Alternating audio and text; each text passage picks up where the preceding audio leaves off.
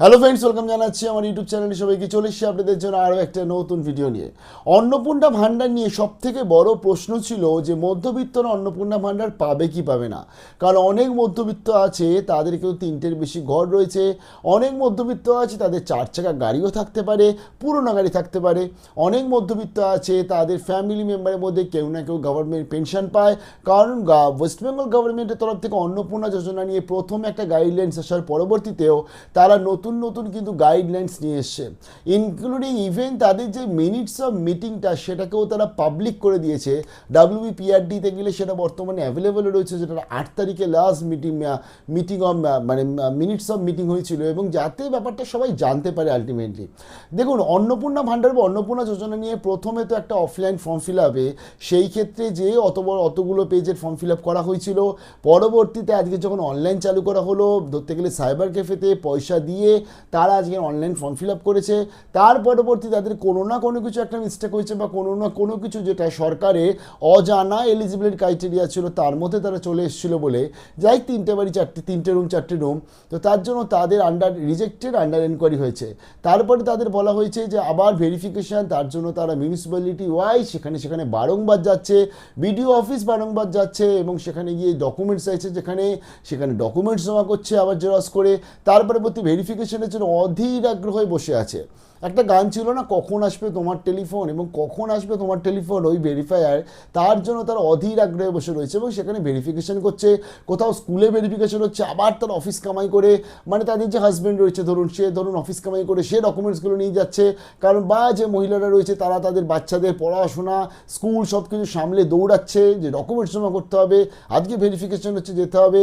তো আবার কিন্তু ভেরিফিকেশন করে আসার পরবর্তীতে আবার তারা বিভিন্ন জায়গাতে বিভিন্ন আপডেট দেখছে।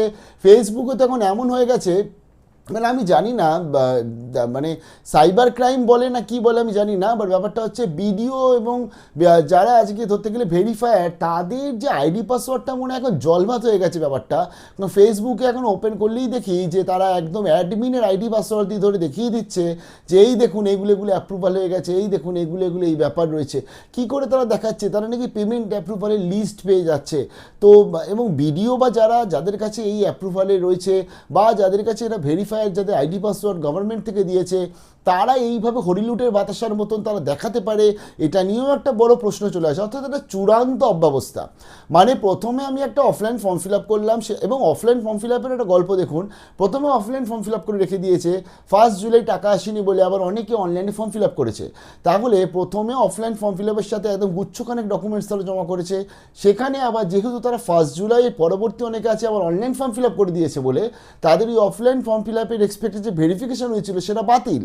এখন ওই অনলাইন ফর্মটার এক্সপেক্ট হবে, কারণ অনলাইন ফর্মে আধার কার্ডের এক্সপেক্টে এন্ট্রি হয়ে গেছে, যাদের ধরুন এন্ট্রি সেই সময় ডেটা এন্ট্রি অপারেটরটা করেনি। তো এই যে একটা চূড়ান্ত একটা অব্যবস্থার মধ্যে দিয়ে যাচ্ছে অন্নপূর্ণা ভাণ্ডার বা অন্নপূর্ণা যোজনা, সরকারের উচিত এই বিষয়ে স্টেপ নিয়ে নয় এটাকে বন্ধ করে দেওয়া, নয় এটাকে একটা জায়গাতে চালু রাখা, এবং নয় এই সমস্ত যে ঘটনাগুলো চারদিকে ঘটছে, এই যে বলছি যে বিডিও বা বিভিন্ন আজকে ভেরিফায়ার বা অ্যাডমিনের আইডি পাসওয়ার্ড সাধারণ মানুষটা খুলে খুলে দেখিয়ে দিচ্ছে, এই দেখুন এই ব্যাপার। আমি জানি না সেগুলো সব AI জেনারেটেড কি না, বাট যদিও হয় সেটাও তো সাইবার ক্রাইম।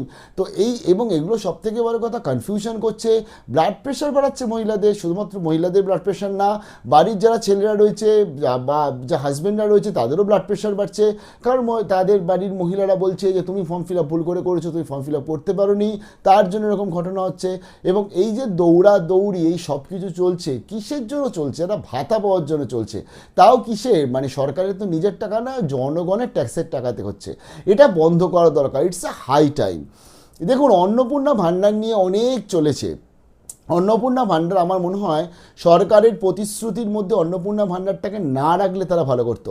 আবার কিছুদিন আগে, আমি আবার এটাও বলছি, কিছুদিন আগে যিনি মন্ত্রী রয়েছেন বা এই রাষ্ট্রমন্ত্রী রয়েছেন এই মহিলা নারী সুরক্ষা ডিপার্টমেন্টে, তিনি আবার কিছুদিন আগে বলেছে যে ক্রাইটেরিয়া ম্যাচ, আমরা সরকার সময়মতো 2 মাস এসছে, তার মধ্যে এই যে পেমেন্ট এসছে, হ্যাঁ অবভিয়াসলি 2 মাস এসছে, লক্ষ্মীর ভাণ্ডার দিতে গেলে অনেক টাইম লেগেছিল, বাট 2 মাসের মধ্যে তারা যে 1 কোটির ওপর মানুষদের টাকা দিয়েছে। আবার তিনিই নাকি কিছুদিন আগে বলেছে মিডিয়াকে যে যারা মিথ্যে তথ্য দিয়ে বেরিয়েছে তাদেরও ভেরিফিকেশন হবে। তাহলে সেই রেসপেক্টে আমার এই 2 মাসের মধ্যে পেমেন্টটা চালু করা বা 1 মাসের মধ্যে পেমেন্টটা চালু করার কোনো দরকার ছিল না। এই যে বার্ধক্য ভাতা বিধবা ভাতা যেটা ছিল, এটা কি হচ্ছে বর্তমানে পুরানো 1000 টাকাটাই দিয়ে চলছে। 1500 টাকা কিন্তু চালু হয়নি, মানে 2000 বলেছিল, বর্তমানে 1500, সেটা কিন্তু চালু করেনি লোক। এবং এটাই কিন্তু যদি করতো, অর্থাৎ যারা লক্ষ্মীর ভাণ্ডার পেত তাদের মধ্যে, হ্যাঁ অবভিয়াসলি পুরুষ লক্ষ্মীর ভাণ্ডারগুলোকে বাতিল করে দিয়ে লক্ষ্মীর ভাণ্ডার বা তাদের যে বিভিন্ন ক্লজ, লাইক আজকে এসআইআর এর নাম বাদ গেলে লক্ষ্মীর অন্নপূর্ণা পাবে না, যেটা বলছে, যদিও সেটা অনারেবল সুপ্রিম কোর্ট অন্য জাজমেন্ট দিচ্ছে, বাট সেক্ষেত্রেও হিয়ারিং হয়, পরবর্তী দেখবো।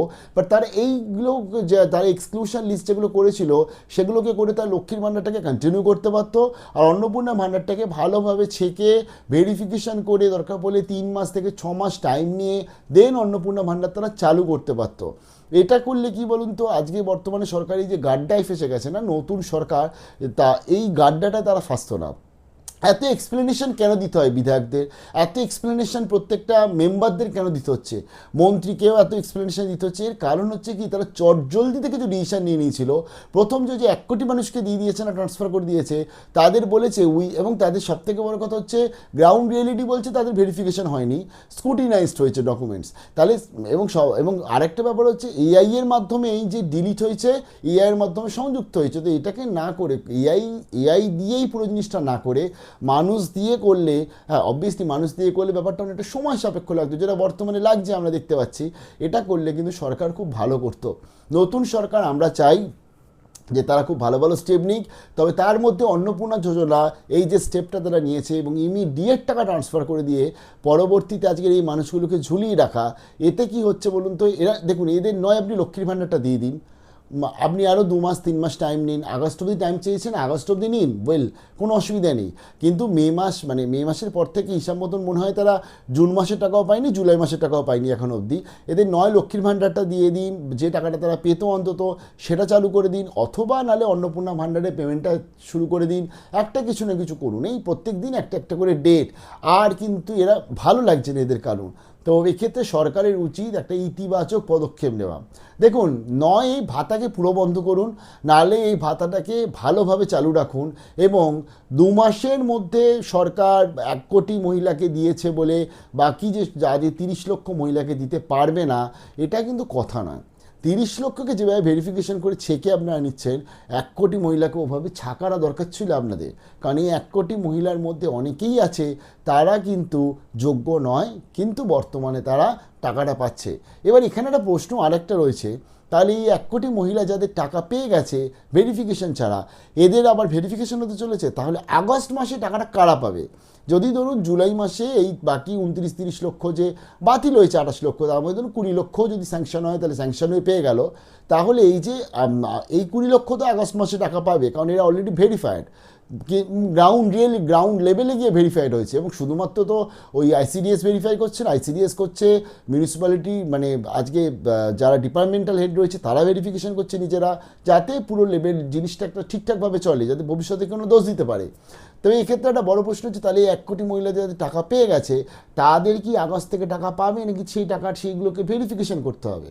চোখে আঙুল দিয়ে বোঝানোর চেষ্টা করছি সরকারকে যে এই ব্যাপারটা নিয়ে আপনারা ডিসিশন নিন এবং পেমেন্টগুলো ছাড়ার চেষ্টা করুন। যদি পেমেন্ট না ছাড়তে পারেন তাহলে একটা কাজ করুন, লক্ষ্মীর ভাণ্ডারে পেমেন্টটা কন্টিনিউ করুন, অন্নপূর্ণা যোজনার যে পেমেন্টটা আছে সেই পেমেন্টটাকে এখন উইথহোল্ড করে ডকুমেন্টসগুলোকে চেক করান, প্রত্যেকটাকে ভেরিফিকেশন করুন। আমার মনে হয় কোনো মহিলা আপত্তি করবে না 3 মাস 6 মাস যদি লাগে সেটা, বাট যে ডিসিশনটা নিতে হবে তাড়াতাড়ি নিতে হবে। ওই 16 তারিখ পেমেন্ট, 18 তারিখ পেমেন্ট, 20 তারিখ পেমেন্ট, 25 তারিখ পেমেন্ট, আবার দেখবেন হয়ে যাবে 1 আগস্ট পেমেন্ট, যেটা অলরেডি অনেকেই বলছে 1 আগস্ট পেমেন্ট, তারপর আবার বলি 10 তারিখ পেমেন্ট। এই ব্যাপারটা এরকম ব্যাপারটা যাওয়াটা ভালো না নতুন সরকারের পক্ষ অন্তত।